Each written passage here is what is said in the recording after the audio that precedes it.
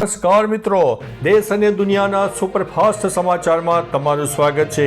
સૌથી મોટા અને અગત્યના સમાચાર સામે આવી રહ્યા છે અમદાવાદથી। અમિત શાહ અમદાવાદમાં નગરદેવી ભદ્રકાળી માતાના કર્યા છે દર્શન। 19 અને ચાંદલોડિયામાં હેલ્થ સેન્ટરનું લોકાર્પણ કરવામાં આવ્યું છે। ગુજરાત કોંગ્રેસ 15 ઓક્ટોબરે મુખ્યમંત્રી નિવાસસ્થાનનો ઘેરાવો કરશે। ધારાસભ્ય જિગ્નેશ મેવાણીનું આહવાન સામે આવ્યું છે। ઉપલેટામાં અનોખા ઇકો ફ્રેન્ડલી ગણપતિ પર્યાવરણ સાથે શિક્ષણનો પણ સંદેશ આપવામાં આવી રહ્યો છે। વિસર્જન બાદ શાળાના બાળકોને પ્રસાદ રૂપે આપવામાં આવશે સ્ટેશનરી। ભારત અને ચીન વચ્ચે ટૂંક સમયમાં ડાયરેક્ટ ફ્લાઇટ શરૂ થશે। પીએમ મોદીએ કરી છે મોટી જાહેરાત। અંકલેશ્વરમાં કરુણ ઘટના, નર્મદા કિનારે માછીમારી દરમિયાન 3 યુવાનો પર વીજળી પડવાની ઘટના સામે આવી છે। એકનું કરુણ મોત થયું છે, 2 વ્યક્તિઓ ગંભીર હોવાના સમાચાર સામે આવ્યા છે। ગુજરાતના 2 શિક્ષકોની શ્રેષ્ઠ શિક્ષક એવોર્ડ માટે પસંદગી કરવામાં આવી છે। 5 સપ્ટેમ્બરે રાષ્ટ્રપતિના હસ્તે અપાશે એવોર્ડ।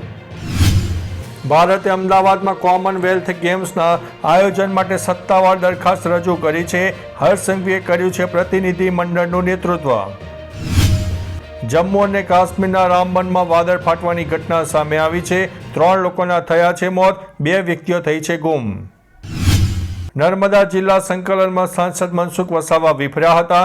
ખાડા રિપેર કરવા અને શાળાના ઓરડા બનાવવા માટે અધિકારીઓને સૂચના આપી દેવામાં આવી છે। અરવિંદ કેજરીવાલ સપ્ટેમ્બરમાં આવશે ગુજરાતના પ્રવાસે। કપાસના ખેડૂતો સાથે કરશે મોટો સંવાદ।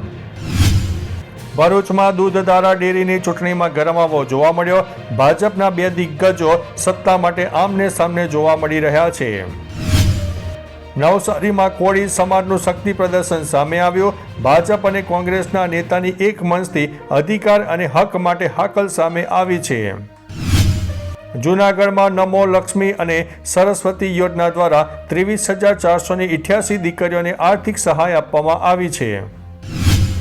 ગોંડલ નગરપાલિકાના પૂર્વ પ્રમુખ અને ભાજપ આગેવાન સહિત જુગાર રમતા 7 વ્યક્તિઓની ધરપકડ કરવામાં આવી છે। તો ચાલો મિત્રો, ફરીથી દેશ અને દુનિયાના સુપરફાસ્ટ સમાચાર લઈને મળતા રહીશો। ત્યાં સુધી અમને રજા આપશો। નમસ્તે।